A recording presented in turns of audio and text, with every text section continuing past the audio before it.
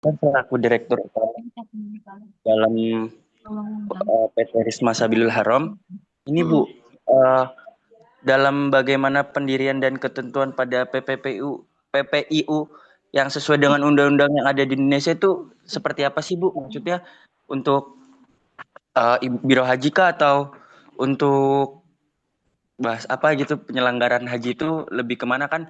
Kita juga kan juga kebetulan di tahun ini juga didirikan ada Menteri Biro Haji sendiri kan. Nah, biar kita paham Halo, tuh selamat malam. itu seperti apa Ibu?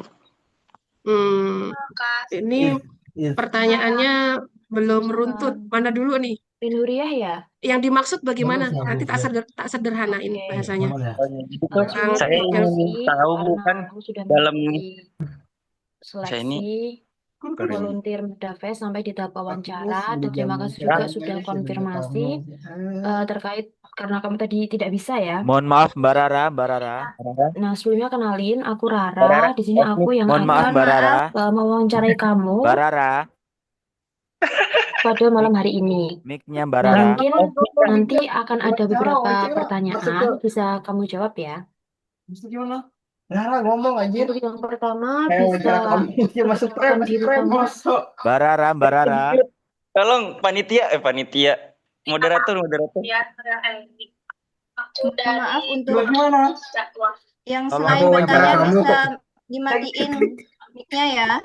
Moderator, kayaknya kreatif sih anak-anak ini. Jadi udah mulai pada Bisa itu coba-coba perkenalan lebih spesifik mempraktekkan mungkin ilmunya nih, asalnya udah mulai dari kreatif. SMA Ini mana. sebenarnya modal Oke, ini. Ibu. Yo wawancara. Jadi keberanian kalian untuk bikin ini salah satu penerapan public speaking gitu. Udah berani ngomong, itu sebenarnya modal marketing. Berani. Gimana tadi? Aku pengen wawancara kamu. Pak Susan. Off Sama me. Udah mati belum? Udah. Belum. Silakan Ibu bisa dilanjut Ibu. Ya, siap. Oke.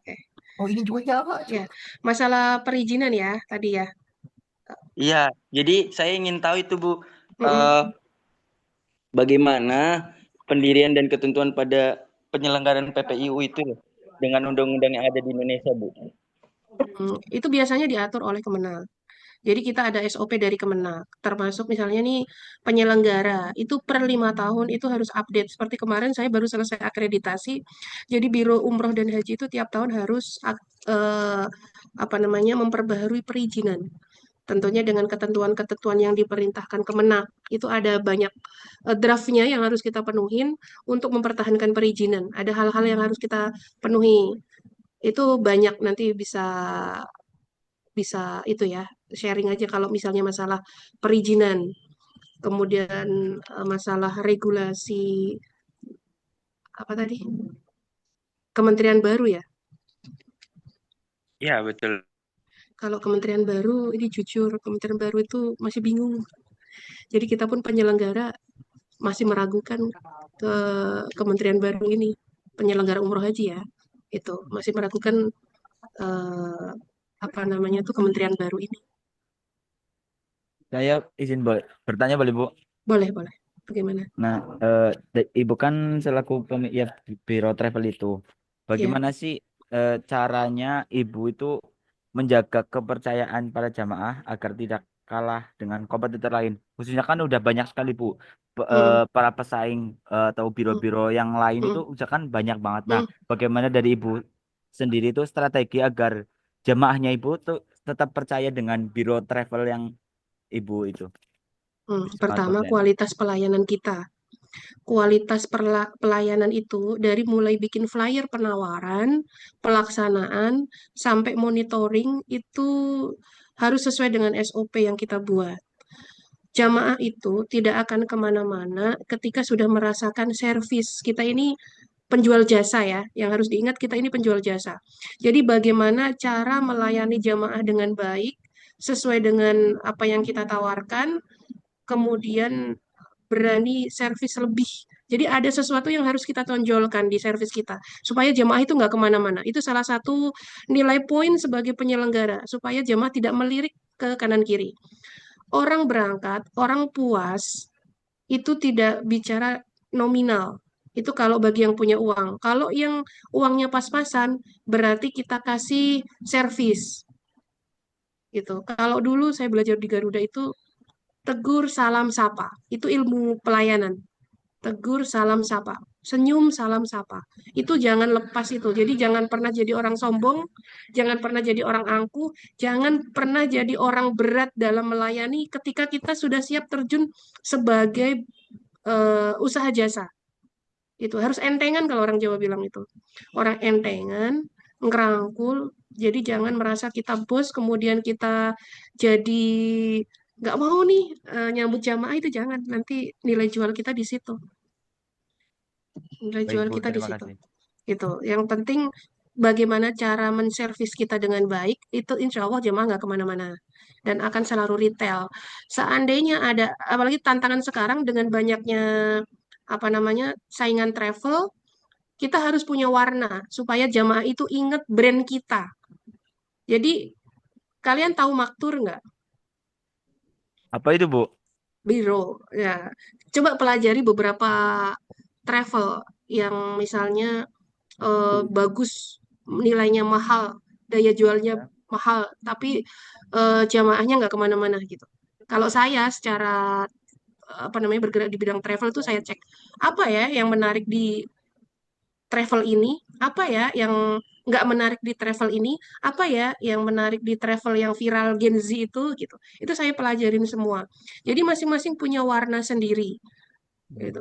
Ada orang yang jualan mahal tapi peminatnya tetap banyak. Apa ya yang dia suguhkan? Itu servis pertama itu. Usaha jasa itu yang dikedepankan servisnya. Insya Baik. Allah sih jemaah nggak kemana-mana. Kalau urusan uang itu bisa digoyang. Kalau kita sudah pegang, kalau saya itu biasanya jamaah-jamaah yang potensial saya deketin. Karena kita orang dagang ya, Oh gitu. iya. Oh, kita servis dengan baik. Kemudian eh, bidikan kita yang pertama itu ada umroh haji itu high risk. Kemudian usaha jasa itu harus banyak rekanan. Kemudian usaha jasa itu harus banyak backingan. Nah, dari apa namanya sesuatu yang mau kita jadikan backupan itu kita harus pinter-pinter ngolah jamaah. Kalau ada jamaah yang potensial, misalnya nih ada jenderal, eh, jamaah jenderal, saya servis dengan bagus. Kenapa? Kita ini di usaha itu banyak perjalanan. Seandainya sewaktu-waktu di perjalanan itu ada kendala, kalau kita kenal orang hebat, itu dijadiin anak bahasanya gitu. Itu salah satu strategi di lapangan untuk menaklukkan tantangan ya, tantangan saingan, tantangan regulasi. Itu begitu. Nah, ini ada pengusaha orang di bidang apa gitu. Kita servis dengan bagus. Itu pertama beliau nggak kemana-mana. Kemudian kalau ada apa-apa kita minta tolongnya gampang. Saya ada jamaah haji Furoda, beliau rela bayar 500 juta sekali berangkat. Itu Masya selama Allah. 5 tahun berangkat berturut-turut sama saya. Ilmu yang saya kasih itu adalah saya menservis beliau tanpa pamrih. Jadi pakai hati, kita nggak apa-apa, lugu-lugu nggak apa-apa. Ada orang yang senang dengan kesederhanaan kita, ada orang yang males dengan kemewahan kita, gitu. Kalau usaha jasa itu yang penting kita entengan orangnya. Karena beliau itu, orang kaya itu butuh diservis, butuh dilayani dengan baik. Yang dibeli itu jasa kita, servis kita. Gitu.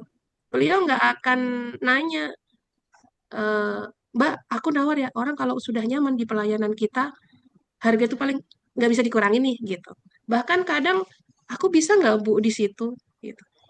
Alhamdulillah selama perjalanan ini, kalau saya sih lebih seneng mengopeni ya bahasanya jamaah private itu. Jamaah private itu pertama, itu resikonya apa namanya rendah. Kita usaha di bidang umroh ini regulasinya nggak tentu. Kadang tiba-tiba harga naik, kadang tiba-tiba hotel dipindah-pindah semaunya orang Arab gitu. Nah, kalau kita punya jamaah yang berani beli paket mahal, itu keuangan stabil. Jadi ketika kita ada kendala di masalah hotel, kalau ada margin selisih, itu kita bisa enak tambal sulamnya. Beda dengan jamaah yang eh, bayar murah gitu. Kalau bayar murah itu pertama, dia tidak akan ikut lagi. Karena apa? Biasanya yang bayar murah itu dibayarin atau orang ngumpulin uang. Beda dengan jamaah yang berani bayar mahal. Kalau jamaah berani bayar fasilitas yang bagus, itu pasti dia akan ikut berturut-turut. Nah, tapi mau tidak mau, seiring perkembangan saingan dengan banyaknya populasi PIHK, mau nggak mau, memang kita harus ngikutin pasar. Jadi harus dipetakan antara pasar middle, low, sama up. Gitu. Kalau saya bagi-bagi supaya tetap operasional kantor itu tetap jalan bagaimana. Jadi eh, kita harus punya beberapa penjualan. Ada penjualan misalnya saat ini kayak kemarin tiba-tiba kok seat saya kosong, saya ngeblok beberapa beberapa seat, tapi menuju 10 apa namanya tuh 1 bulan sebelum keberangkatan itu kan harus full payment ke airlines gitu. Kok ternyata seat belum penuh, itu ada term kondisi yang harus kita ngambil sikap, harus kita banting harga, kita jual 5 free 1 gitu. Supaya tujuannya deposit kita nggak hangus full. Kadang resiko di umroh itu begitu. Kalau di haji itu stabil. Kalau haji itu stabil. Karena kita diatur oleh regulasi pemerintah. Tapi kalau umroh, itu kita sendiri yang melaksanakan itu harus tajam feelingnya dan servis kita harus dikedepankan supaya jemaah nggak kemana-mana. Tapi Jadi kalau udah, semisal ini Bu, mm, dalam etika berbisnis kan dalam bidang khususnya kan ini umroh dan haji kan berkaitan dengan yang namanya ibadah ya Bu, ibadah mm, apalagi rukun mm, Islam yang kelima. Nah, mm. apakah boleh bolehkah mencari untung besar dari Dari penjualan umroh, penjualan iya itu Bu? ya sah-sah saja, Oh, sah-sah saja, tidak selama akadnya redo sama redo lah. Kita jadi begini, orang wirausaha itu orang free. Beda dengan dunia akademisi dan dunia struktural kalau udah kerja gitu ya. Dunia struktural itu ya pejabat gitu. Yang mana tentunya ada SOP yang harus dipenuhi. Tapi kalau orang wirausaha, wira swasta itu free. Mau ngambil keuntungan seberapa banyak pun itu free selama redo sama redo, selama masuk akal, atau lebih tepatnya prestasi bagi orang marketing. Tapi kita juga jangan asal ngasih keuntungan yang besar, ngambil keuntungan yang besar. Ada jamaah yang nggak mampu, kemudian kita tekan keuntungan besar ya jangan. Kalau saya itu biasanya ngambil keuntungan, saya lihat segmentasi pasar saya. Kalau pasar saya pengusaha, saya berani ngambil untung gede karena uangnya banyak. Gitu. Artinya kita tidak melukai perasaan jamaah. Kalau ada jamaah yang biasa atau mau berangkat umroh aja harus ngumpulin uang, yo jangan tegel-tegel gitu. Kayak sekarang saya berangkatin rombongan Boyolali itu lebih banyak ruginya gitu. Kadang saya subsidi itu besok keberangkatan besok ini rombongan dari Boyolali berapa ya? 32 orang. Itu saya nombok 80 juta. Karena dulu ketika saya bikin penawaran 4 bulan yang lalu, kemudian berangkatnya sekarang, harga dolar lagi naik, kemudian fasilitas harga hotel naik karena udah mulai rame bulan Oktober ini. Tetapi hal-hal seperti itu ketika kita eh, lihat apa namanya segmentasi pasarnya, oh ini orang biasa, oh ini orang sederhana. Kalaupun toh ada regulasi yang salah, itu bukan salahnya jamaah gitu. Kita lihat mat'udnya seperti apa dulu. Kalau bidikan market kita orang mampu dan tidak ada bahasa, oh nanti kalau aku pukul, iya sih bener sih, aku pukul harga sekian, aku nggak rugi nih, tapi orang akan kecewa dan nggak ikut lagi. Itu yang saya pertahankan di kampung saya gitu. Jadi setiap tahun itu ya mungkin itu salah satu subsidinya di situ ya. Jadi kalau orang daerah saya udah saya niatin sebagai ladang aja gitu. Tetapi hal-hal seperti itu jangan terus dijadikan patokan untuk market yang lain. Kita harus pinter-pinter ngambil tambal sulamnya dari tempat lain. Nah, ini di satu sisi di sini rugi, kita harus cari market yang bisa menutup. Kalau corporate di peluang di umroh haji itu selain umroh dan haji dengan basic saya dulu di airlines, itu saya jualan tiket. Jualan tiket itu tiket grup. Jadi saya ngeblok airlines, itu saya jual. Itu lumayan bisa nutupin tambal sulamnya begitu. Jadi jangan hanya fokus di umroh dan hajinya saja. Kalau fokus di umroh hajinya saja itu high risk banget. Kita harus punya usaha lain di luar ini untuk jaga-jaga tambal sulamnya. Itu. Nanti ada ilmunya itu nanti tak kasih tahu. Baik Bu, terima kasih. Iya, siap. Yang penting semangat aja. Semangat, gimana caranya closing. Nanti tak tes ya.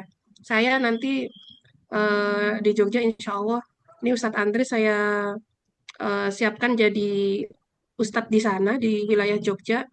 Kalau teman-teman di UIN serius, saya berani buka kantor di Jogja. Nanti kita bareng-bareng cari market, cari peluang di Jogja. Karena Jogja itu potensial sekali. Saya itu ada berapa travel yang kerja sama saya. Kebetulan saya pegang PIHK sudah lama, jadi ada beberapa travel Jogja itu yang belum punya izin haji, itu beli paket hajinya ke saya. Itu dan lumayan market Jogja itu ada beberapa dokter yang saya follow up di Jogja dan setiap tahun itu saya nerima 2 dokter di Jogja sampai ke Gunung Kidul sana. Dan potensial banyak tiap tahun tuh ada furoda yang saya dapat dari Jogja. Masya Allah. Baik Dan Bu. sekarang umroh haji itu bukan usaha yang bukan apa ya, wisata yang mahal bukan. Sekarang jadi kebutuhan. Oke, baik Kebutuhan. Ibu. Mm-mm. Saya izin membacakan komentar di forum ini ya, Bu. Bahwasanya Ya, ada teman kita yang ingin bertanya atas nama akun Mbak Wawa untuk dipersilahkan. siap, siap. Oh. Ya, jadi. Gak usah berani, gak usah takut. Gak usah takut. Oh, sudah terjawab. Oh, Ya. sudah Iya, terjawab. Siap. saya aja Bu, izin bertanya Bu. Iya, ayo. Ada 2 pertanyaan Bu. Yang pertama, apa sih Bu modal utama kita nih untuk bisa menjadi seorang pengusaha atau entrepreneurship di era yang sudah digital seperti ini, seperti itu. Kemudian yang kedua, tadi tentang sempat Ibu jelaskan atau singgung sedikit tentang marketing Bu. Nah, apa sih Bu strategi marketing yang efektif di zaman era sekarang ini yang tentunya sudah era digital seperti itu? Apakah semisal nih untuk Ibu sendiri di usaha Biro Haji Umroh untuk marketing semisal endorse artis itu sangat efektif atau jenis marketing apa aja yang Ibu pakai yang paling efektif itu? Apakah dari mulut ke mulut ataupun membuat konten yang menarik seperti itu? Apa saja Bu? Terima kasih. Iya. Ya, modal utama jadi pengusaha di era digital. Di era digital berarti kalian harus melek teknologi. Itu modal utama. Sekarang itu zamannya digital marketing semua, digital konten semua. Jadi bagaimana cara apa namanya tuh mengkonten diri sendiri. Jadi kalau sekarang contohnya bikin status. Pengusaha itu jarang memposting urusan pribadi di sosmed. Gitu. Kalau masih seusia kalian mungkin masih puber-pubernya ya gitu. Tetapi kalau mau jadi seseorang yang dilihat menarik di mata penggemar itu harus semenarik mungkin konten yang disuguhkan di status di sosmed supaya orang itu tertarik. Sekarang kan banyak banget tuh YouTuber-YouTuber itu penjualan lewat konten. Contoh kecil aja. Kalau saya lihat sih di UIN sudah bagus banget sih apa namanya anak-anak yang belajar digital gitu ya. Itu kalian kembangin aja dari mulai digital marketing, kemudian apa ya, pinter-pinter aja bikin itu konten yang menarik tentang wisata. Bikin aja nggak apa-apa. Kalau kalian pinter bikin konten, nanti kerja sama saya. Itu pertama. Karena saya cari digital marketing sebanyak-banyaknya untuk pengembangan. Saya tadi barusan sore jam 5 sore selesai tanda tangan kerjasama dengan Amitra. Itu nanti salah satu alat perang seorang marketing. Bagaimana caranya kita memberikan penawaran yang mudah ke jamaah, ada sistem cicilan atau segala macam, itu bisa jadiin alat perang. Jadi kita harus melengkapi alat perang selain digital marketing, kemudian cara-cara simpel untuk berangkat umroh itu seperti apa, dengan cara yang aman dan nyaman, itu harus kita siapkan. Nah, sekarang seandainya kalian ini, ya memang saat ini belum ada modal ya, tapi modal kalian adalah melek teknologi. Ya udah, gali aja di digital marketingnya, pinter bikin konten, suguhkan statusnya itu, bikin status yang berhubungan dengan konten-konten wisata. Nanti akan banyak yang lihat. Dengan sendirinya nanti akan jalan ide pengembangan wisata, jualan wisata gitu. Yang pertama mungkin itu. Kemudian strategi marketing, endorse artis ya. Endorse artis itu tidak jaminan. Saya dulu sebelum pandemi itu sering endorse artis itu. Itu akan habis di biaya marketing dan jamaah itu tidak membutuhkan artis. Kalau saya sekarang tidak mau endorse artis, tapi saya gimana caranya artis itu bayar dengan nilai yang mahal ke saya. Itu saya lakukan dan alhamdulillah besok tanggal 12 November berangkat itu 12 orang artis semua. Dan mereka bayar mahal ke saya. Itu. Yang saya suguhkan itu hanya servis yang saya jual. Misalnya mutawifnya, saya kasih yang pinten ngambil. Jadi tim saya itu harus, saya punya SOP misalnya. Standar kamera HP harus pakai iPhone 15 gitu-gitu. Karena yang dijual itu, kalau rukun umroh itu kan ada 5. Tapi orang Indonesia rukun umroh itu ada 6. Yang keenam itu foto, selfie-selfie. Jadi daya jualnya itu ada di gambar yang bagus. Nah, ada tuh saya kayak kemarin juga ke tuh minta, pokoknya mutawif kita harus Aan ya Mbak katanya. Iya Kak, nggak apa-apa gitu. Jadi udah saya booking jauh-jauh karena si Aan itu pinter ngambil angel gambar. Itu era digital ya, jadi yang harus kalian kuasai. Jadi tidak perlu endorse artis. Kayak contoh sekarang ada travel besar yang lagi booming itu namanya, mohon maaf saya sebut inisialnya Travel H, yang pakai endorse beberapa artis-artis yang viral, mau di Al Ula diorbitin, mau di Honda Mah diorbitin. Tapi kan kalian tidak tahu dapurnya. Kalau saya sebagai pemilik travel itu tahu dapurnya. Dia lagi butuh dana 50 M untuk subsidi. Kenapa? Uangnya habis di endorse. Uang 50 M apa jaminannya, orang perizinan aja harganya cuma 3 M gitu. Jadi, dan itu siap-siap gulung tikar hal-hal kayak gitu. Itu yang terjadi di First Travel Abu Tur. Itu saya sudah pernah alami dulu. Saya endorse Alfi, saya endorse Maggie gitu. Saya endorse siapa dulu tuh ya, grup Kiwil segala macam zaman dulu, yang gimana sih yang viral gitu. Mana sih ustadz-ustadz yang apa namanya kocak yang bisa menarik massa? Tidak seperti itu. Endorse itu, jamaah itu tidak butuh sosok yang dilihat, tapi bagaimana ustadz atau orang yang dibawa sebuah travel itu bisa memenuhi kebutuhan rohani mereka, bisa menservis ibadah mereka, bisa memenuhi kehausan ilmu mereka, care sama mereka, itu yang dicari. Kita bawa ustadz, saya bawa Ustadz Muhai, saya bawa soulmate, Ustadz soulmate gitu ya. Itu belum tentu mereka mau handle jamaah. Saya bawa Ustadz Reza Muhammad, yang ada kita ngelayanin mereka, bukan mereka ngelayani jamaah. Itu habis uang kita di situ. Saya pernah endorse Reza Muhammad gitu-gitu. Tapi enggak, uang kita habis di situ. Jadi itu nggak terlalu efektif. Yang efektif itu marketing dari mulut ke mulut. Dengan cara apa? Kita kasih service excellent yang bagus. Kalau service kita sudah bagus, seperti tadi yang saya bilang, saya punya jamaah retail tiap tahun umroh haji, padahal beliau itu sekitar rumahnya banyak travel. Tapi kenapa ikut saya? Saya punya sesuatu yang saya kasih ke beliau, yaitu service. Gitu. Jadi jangan sungkan kita ngelayani jamaah. Ibaratnya kita ini kuli di bidang jasa itu. Kalau saya pribadi, mungkin karena usia saya masih segini gitu ya, jadi saya nggak sungkan nyervis beliau gitu di jalan. Kalau yang mungkin udah seumuran di atas saya mungkin tetap akan membawa, oh aku nih owner nih gitu. Tapi kalau saya tidak, saya justru lebih suka berangkat kalau di situ ada jamaah yang potensial.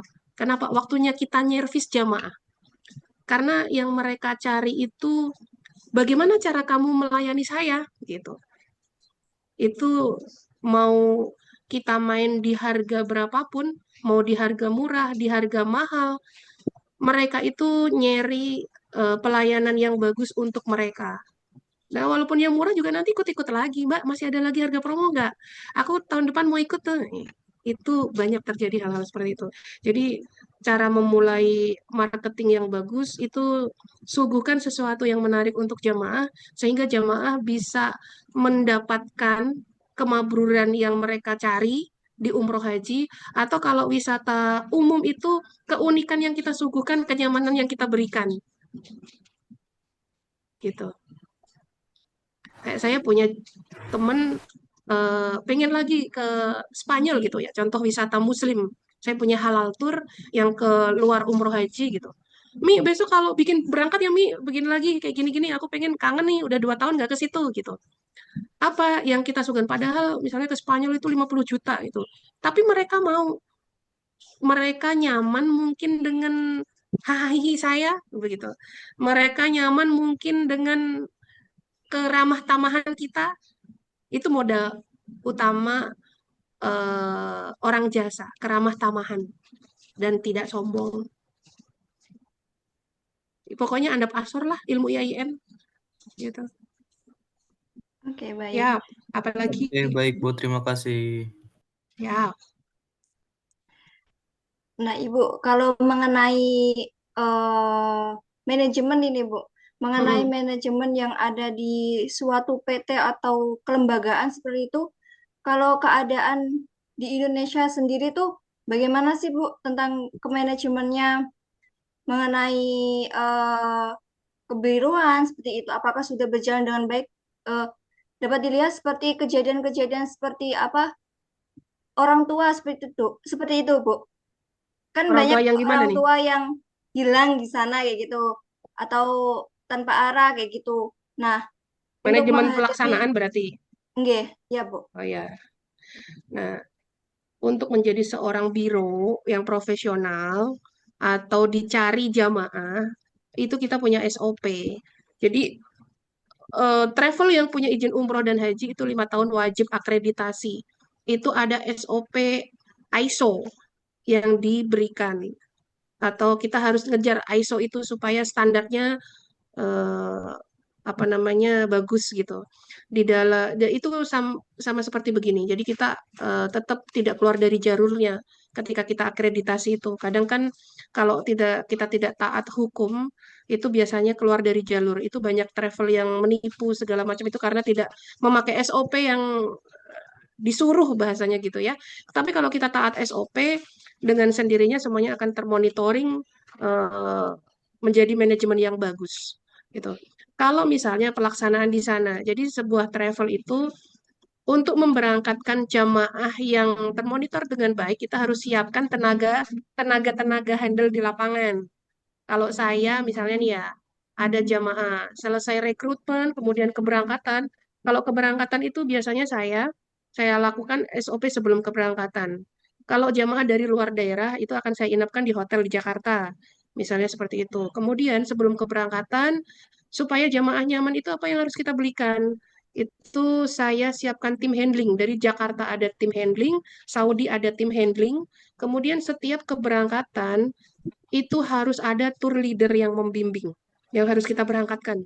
Supaya apa? Bisa mengontrol keberadaan jamaah, baik dari segi pelaksanaan ibadah ataupun sosialnya. Itu perlu sekali bagi travel umroh dan haji. Kita harus memilih seorang ustadz yang mumpuni merawat jamaah, merawat ibadahnya, merawat sosialnya. Sosialnya itu ya salah satunya begitu. Kalau ada jamaah yang nyasar, bagaimana gitu. Kemudian ada manasik. Di dalam manasik itu kita berikan kiat-kiat supaya tidak terpencar dari jamaah.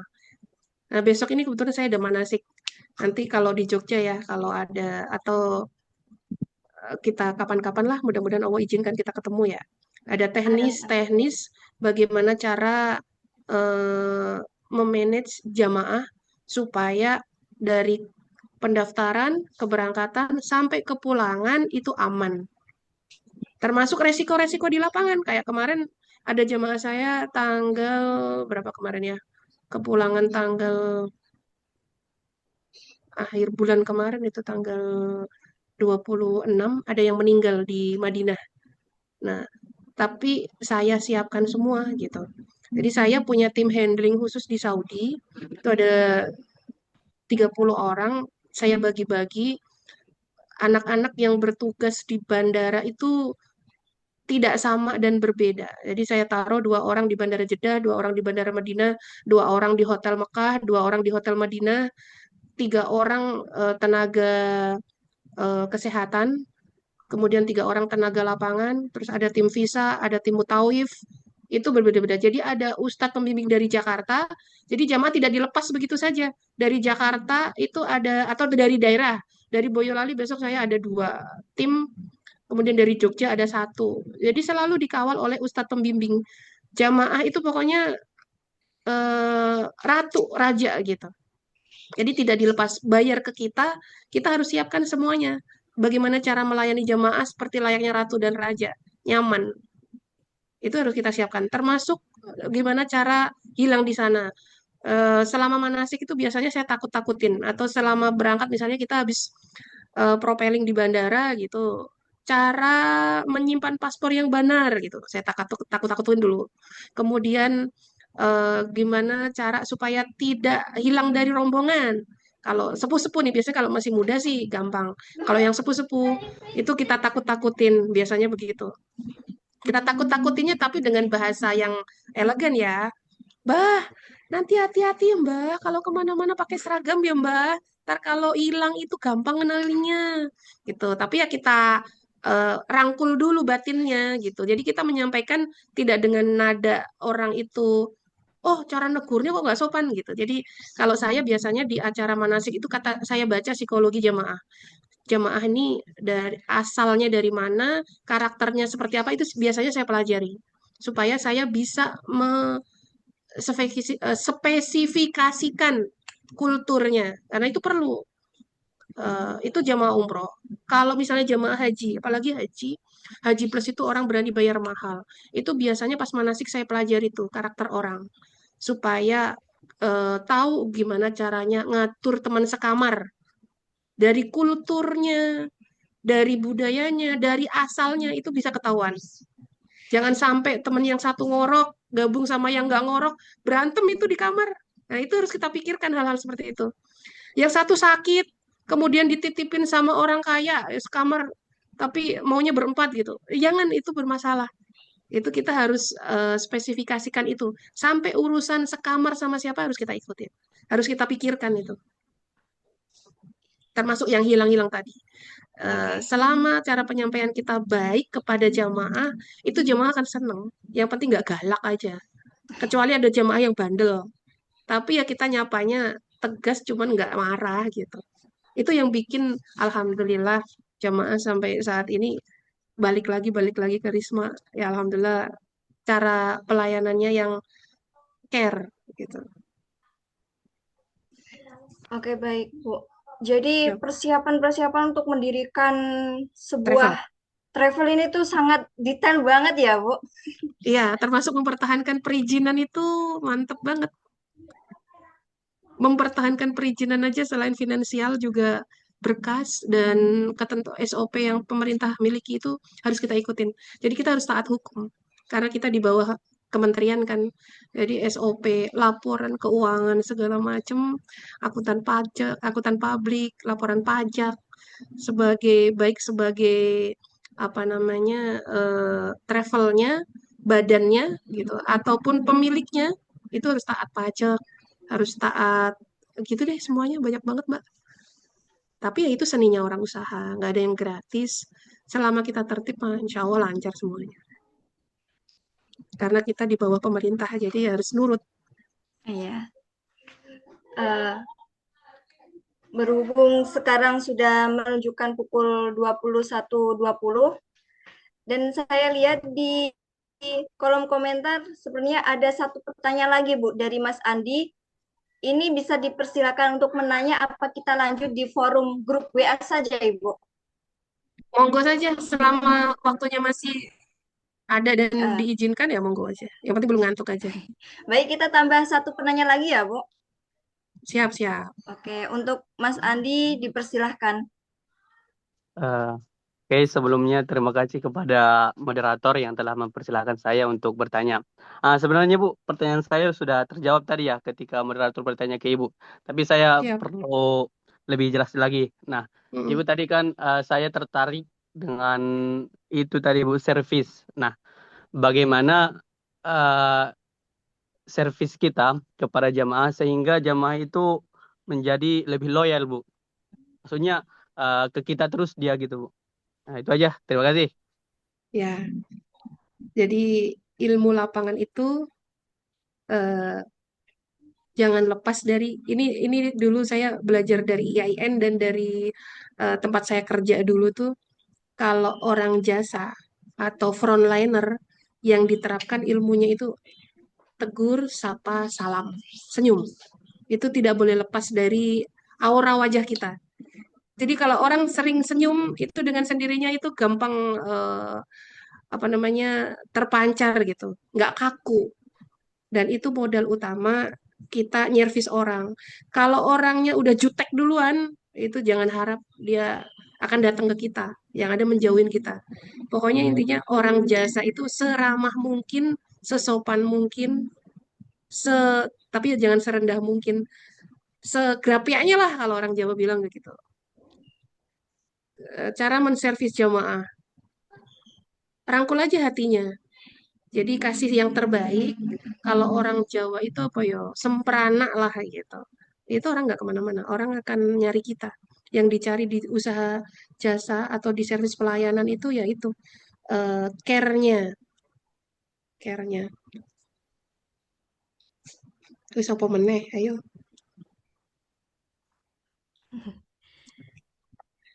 Apakah sudah jelas Mas Andi?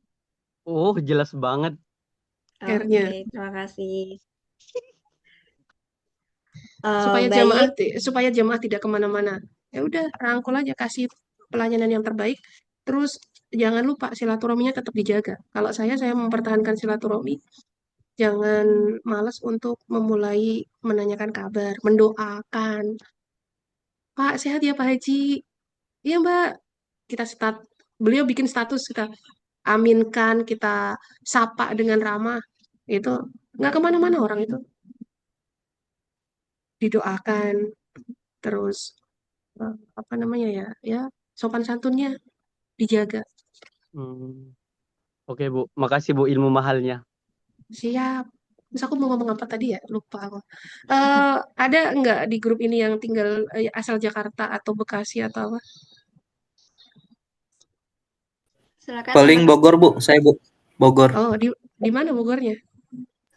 Di dekat ini sih apa Kebun Rayanya itu, daerah kotanya. Sebelum Ciamas. Bu, saya. Ya, ayo sini kalau ada di sekitar Jakarta, Bekasi, Tangerang, Bu, main Tangerang. Saya Bekasi, Tangerang. Bu. Saya udah Bekasi. dicatat. Ini ada Bekasi, Bu. Bayu, Bekasi. Barat, Bu. Ah ya, boleh nanti main di kantor Sukabumi, sini. Bu. Sukabumi. Bogor absen nih, Bu. Ya, ayo. Saya di Medan Bogor Bu, anak. Medan. Medan. Medan nggak apa-apa. Bekasi, Bekasi. Nanti siapa yang berdomisili di sekitar Jakarta boleh main ke kantor saya bebas. Kalau mau sharing-sharing dan praktek itu Asik. Info main aja magang, ke sini, Bu. nanti kita Magang. sharing. Nanti saya tantang beneran jadi marketing nanti biar langsung aplikasi. Teraplikasikan nanti Jakarta mana, ilmunya. Bu? Saya di Jatiwaringin. Bu, boleh magang nggak, Bu? Boleh. Tapi magang di mana dulu nih? Nanti gini aja. Kalau magang ke Jakarta kan kasihan kejauhan. Nanti eh, di di Bantul itu ada usaha tapi lagi pesantrennya lagi dibangun. Kalau misalnya market saya setelah pulang umroh ini market saya bagus, nanti saya berani buka di Jogja. Karena market saya Jogja Solo sudah ada. Nanti kalian tak tantang tadi tuh marketing. Atau kalau misalnya mau dibikinkan kantor di sana, berani nggak ngasih closingan? Nanti tak bukain. Info locker, Bu. Apa yang bisa Info disuguhkan locker. dulu? Coba gitu. Nah, gini nih. Kalian itu nanti akan mencari pekerjaan. Perusahaan itu nanya apa yang bisa kalian berikan. Itu. Jadi, pelajari dulu apa yang mau kalian kasih ke perusahaan itu supaya ada value yang mahal gitu. Misalnya public speakingnya bagus, pinter ngerayu orang, tapi jangan pinter ngerayu cewek ya. Orang marketing itu pinter ngerayu orang. Mau Pak Is, Bu. ditolak, mau seberapa kali pun ditolak, kalau jiwanya gigih dia akan closingkan itu orang. Saya dulu belajar dari multi level marketing itu. Bagaimana cara meng-closing orang itu dikejar sampai keke. Itu ternyata manfaatnya alhamdulillah saya rasakan sampai sekarang. Oh gini ya. Oh gini ya. Gitu. Jadi magangnya caranya Mbak siapa tadi? Mbak Abdiah ya. Magangnya caranya nanti tak ajarin langsung prakteknya. Kalau magang itu kan ilmunya letterlock ya, nggak aplikatif gitu. Nanti langsung aja praktek di lapangan itu nanti langsung dapat kesimpulan. Nanti dengan sendirinya kesimpulan akan tertuang sendiri dari pikiran. Oh begini begini begini. Kalau ilmu terapan begitu enak langsung praktek. Kalau magang di Jakarta kan kasihan. Emang tinggal di Jakarta? Mbak Abdiah, tidak Ya. Ibu.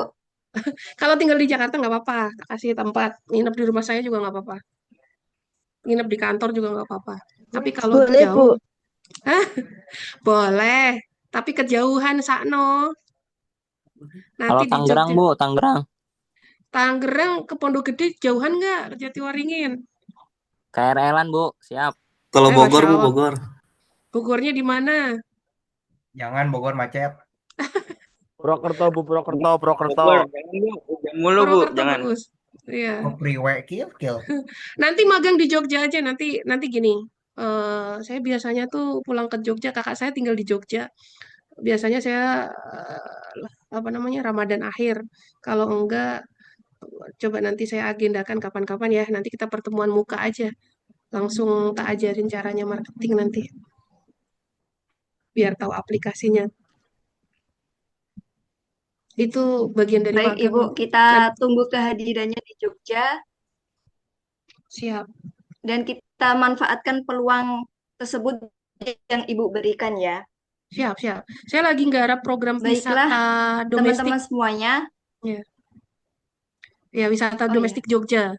Coba kalian siapin LE-nya di sana atau bikin konten yang menarik aja di Jogja. Supaya apa? Supaya saya bisa sering ke Jogja. Gitu. Jadi kalau saya itu misalnya gini, saya pengen ke Turki. Ya udah kita bikin paket Turki aja. Oh, aku setahun ini udah nggak ke Eropa misalnya. Saya bikin paket wisata Muslim Eropa. Saya udah lama nih nggak ke Singapura. Saya bikin wisata 3 negara. Gimana caranya kita bepergian tapi nggak berbayar. Tapi kita dapat untung. Itu saya bikin program. Coba kalian begitu nanti bikin program kecil-kecilan aja. Pengen ke Dieng gitu. Udah bikin program wisata ke Dieng. Coba latih jiwa entrepreneurnya. Tawarin aja sekolahan-sekolahan. Tawarin aja pegawai-pegawai Pemda. Gitu-gitu. Bikin proposal nanti tak ajarin. Atau mau nyerahin proposal penawaran dulu ke saya, nanti tak koreksi. Oke, baik Ibu. Silakan teman-teman semuanya apabila ada sebuah ide, karena ide itu sangat mahal ya Bu. Bisa Betul. dicurahkan gitu. Siapa tahu jadi cuan. Betul.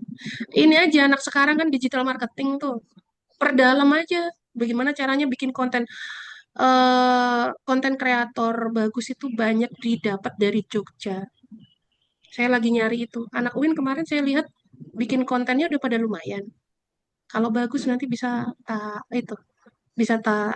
ambil jadi karyawan saya ntar. Tak ambil, Bu. Ya ambil. Bu, gas. Iya, kita Jadi kalau orang usaha itu males mikir perintilan-perintilan begitu. Kalau ada yang siap, kita ambil. Kalau ada yang siap, kita ambil gitu. Karena kita punya planning target. Nah, kalian sekarang kalau mau, gimana caranya Bu, loker Bu? Suguhkan potensi apa yang kalian miliki. Nanti dicari dunia kerja itu. Nah, misalnya sekarang dunia digital marketing, udah belajar aja bikin konten yang simple. Jadi punya HP jangan dipakai buat nonton YouTube yang nggak jelas. Bagaimana caranya bikin flyer via Canva. Oh, caranya gini-gini, udah. Bikin brosur juga jadi. Di sini kurang tenaga. Ntar kalau jamaah saya udah mulai itu pengembangan marketing daerah, bisa nanti yang bagus, tapi ya yang diambil yang bagus karena saya berani gaji. Jadi kalian harus berani ngasih sesuatu yang itu yang saya butuhkan gitu. Itu kalau dari sisi penerima kerja ya. Jadi penerima kerja itu nyari kowe duwe apa sing arep mau kayak kene nggon aku, bahasanya gitu. Nah, udah tunjukin itu. Berani bayar. Pokoknya waktunya belajar, belajar. Nanti dunia kerja itu mencari orang yang punya potensi. Jadi di Oke, siap. kampus jangan hanya letterlek cari ilmu kampus, harus punya pengalaman pribadi yang digali di luar. Itu nanti jadi daya daya daya diri gitu. Gitu Kang Mas. Yuk, Sebagai ya. sebagai daya tarik juga ya, Bu. Ya, enakan ngobrol gini kan biar meletek ya. Jadi nggak usah serius-serius, tapi sungguh-sungguh. Nggak usah tegang-tegang, tapi sungguh-sungguh. Tapi kayaknya Bu, waktu 2 jam kurang cukup Bu. Harus tatap muka offline langsung Bu. Iya, besok kita bikin 6 jam. Kapan ya? Doain aja ada waktu ya. Amin. Siap Bu. Tambahan, Bu. Iya. Piye? Habis ini mungkin kita langsung bisa buatkan kayak forum grup WA aja gitu ya, Bu, biar bisa selalu silaturahminya itu masih berlanjut gitu. Siap. Oke. Teman-teman semuanya, maka dapat kita simpulkan ya dari sesi diskusi pada malam hari ini, bahwasanya persaingan bisnis itu penuh tantangan, namun ada pun banyak peluang, terutama di zaman sekarang yang segala sesuatu itu udah penuh dikuasai dengan teknologi. Maka persiapkan pembekalan dari sekarang, ambillah wawasan dan pengetahuan, gali lebih dalam skill kalian, bukan hanya di kelas saja, tapi ambillah dari luar sebanyak-banyaknya. Seperti itu. Dan akhirnya kita telah selesai. Terima kasih, apresiasi setinggi-tingginya untuk pembicara kita yang telah berbagi ilmu. Saya juga mengapresiasi seluruh hadirin dan teman-teman yang telah hadir pada sesi acara pada malam hari ini. Sebelum saya tutup, saya persilahkan kepada Ibu kita untuk memberikan closing statement kepada Ibu Hajah Umi Munjayana SOSI. Dipersilahkan. Baik. Alhamdulillah sesi sharing malam ini berjalan dengan lancar walaupun baru sebait ya, sebait. Mudah-mudahan bermanfaat. Pesan saya belajar yang rajin selama masih ada waktu untuk belajar. Nanti kalian kalau udah jadi seperti saya, tidak ada waktu belajar dan malas belajar lagi karena pikirannya sudah pikiran lain gitu. Selagi kalian ada kesempatan belajar, ambil ilmu sebanyak-banyaknya karena dunia kerja itu butuh ilmu gitu. Jadi jangan sia-siakan kesempatan belajar, ambil ilmu sebanyak-banyaknya supaya nanti bermanfaat untuk kehidupan kalian ke depannya. Karena tantangan zaman ke depannya itu saingan kita itu banyak dan besar-besar. yang potensial lebih dari kita itu banyak. Jadi sebisa mungkin kita harus belajar dengan baik, ambil ilmu sebanyak-banyaknya. Kalau kita sudah punya ilmu, cakrawala dunia itu akan terbuka buat kita. Itu. Orang kalau berilmu itu mahal, itu betul. Orang berilmu, orang pintar itu mahal, itu betul saya rasakan sekarang ini. Dan harganya mahal juga gitu.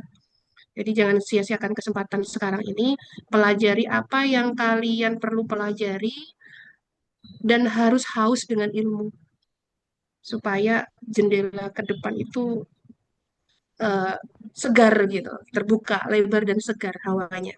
Artinya keberhasilan itu enak.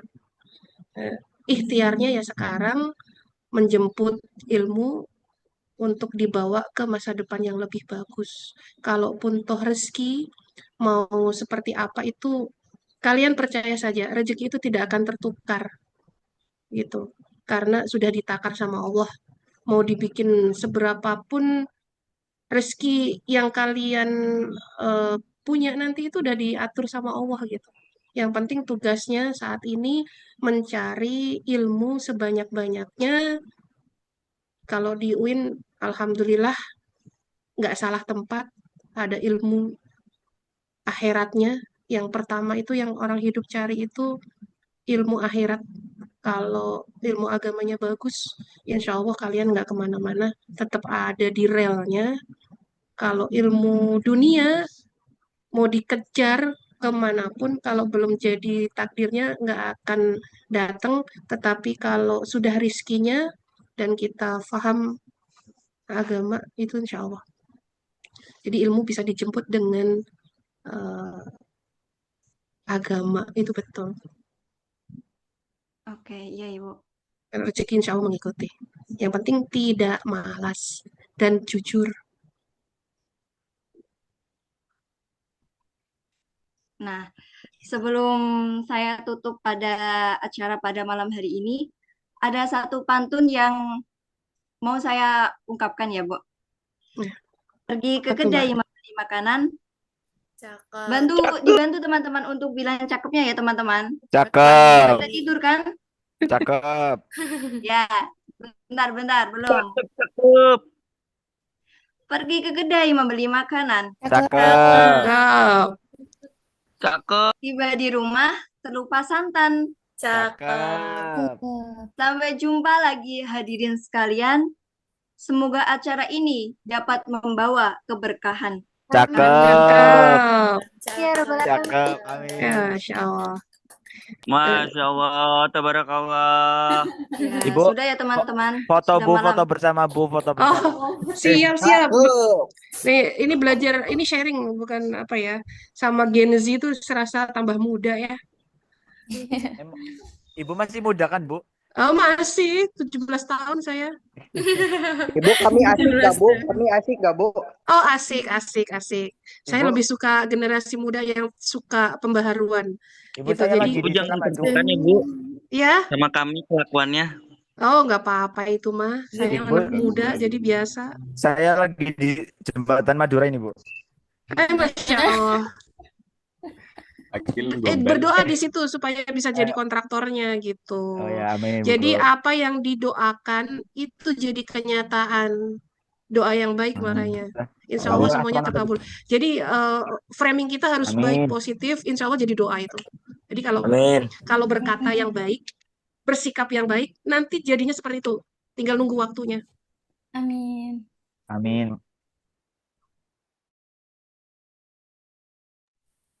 Mana ini fotonya, siapa yang foto? Ya, mana sini yuk. Lo coba gaya tergantengnya sama tercantiknya mana?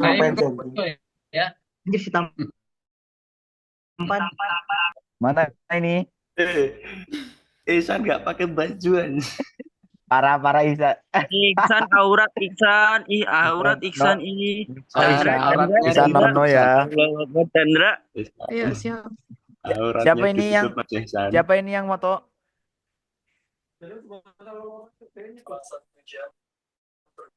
Bentar, foto. bentar, Iya. aku bisa ini juga. Untuk sesi dokumentasi bisa Mbak Sarafiah, Mbak. Silahkan. Ini sebagai kenangan ini. Kapan lagi ketemu sama ibu? Tuh. Masya Allah. Nanti kalau Allah takdirkan ya, doa aja.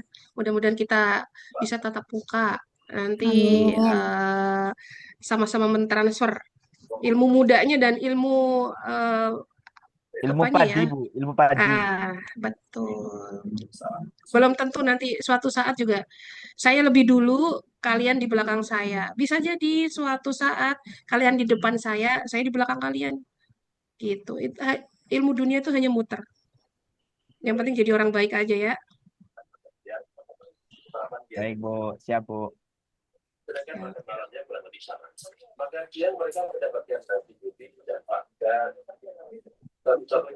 Ibu gaya, Bu. Gaya, Bu.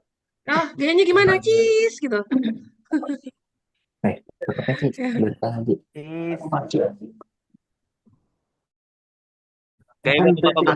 Ya, ya, jempol ya. Ya, Bu. Saya cita-citanya ya astronot. Oh iya, berdoa aja mudah-mudahan bener kabul. Ya, Amin. Kil, saya latar belakang kayak gitu gimana, Kil? Kepo. Premium minimal. Ayo guys, dimulai ya guys. Ya, ayo. Ini giginya kering nih, ayo. Itu siapa sih, lucu banget? Hitung. 1, 2, 3. Ganti gaya. Aduh. Gimana? MD, Bu. MD gimana, MD? MD gimana, MD? MD, Lope. Gimana? Gimana? MD punya gaya kan nih? Belum punya gaya. Kayak gini. Bikin. Ayo, biasanya yang Pak Munib, biasanya yang kocak itu banyak gaya MD inspirasi. gimana, Pak Munib? Aduh, gimana coba? Pak Munib jangan lupa Indonesia nanti Arab Saudi.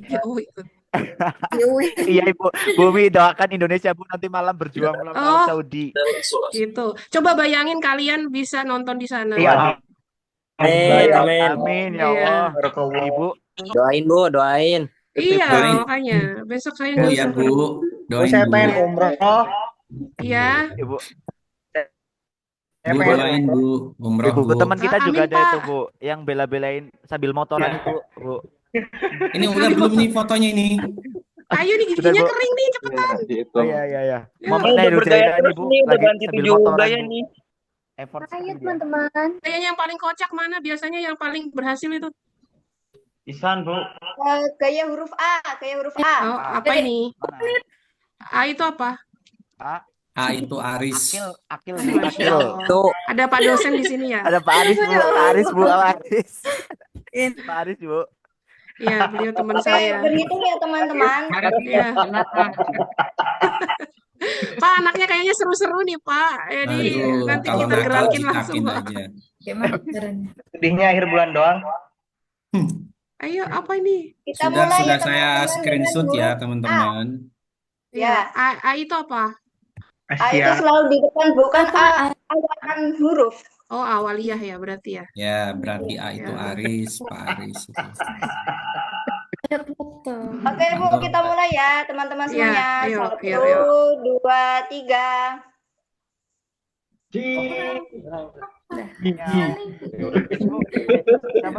Ini Partai Demokrat loh ini. Oke, sudah ya, cukup ya. Ya. Ketik A untuk Anis. Ya, itu yang pakai baju hijau. Oke, baik teman-teman. Tak terasa kita sudah berada di penghujung acara kita pada malam hari ini.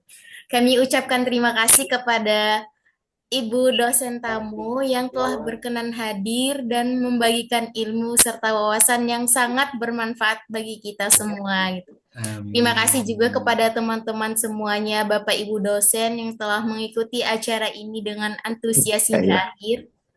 Semoga apa yang telah kita dengarkan dan pelajari malam ini dapat menjadi bekal pengetahuan serta inspirasi untuk langkah kita ke depannya. Saya Sarafiah, pamit undur diri. Mohon maaf atas segala kesalahan dan kehilafan. Wabillahi taufiq wal hidayah wa ridha wal inayah wal afru minkum. Wassalamualaikum warahmatullahi wabarakatuh. Waalaikumsalam.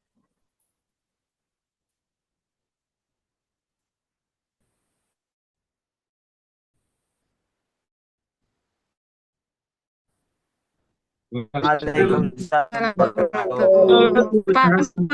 Makasih Terima Ibu. kasih kami.